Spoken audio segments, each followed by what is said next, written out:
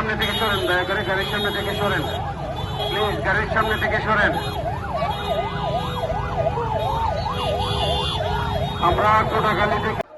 অর্ডারের পক্ষে সালাম জানার অর্ডার হাসান দুয়াসার এবং বাংলাদেশের মারহারের পক্ষে মোর্চার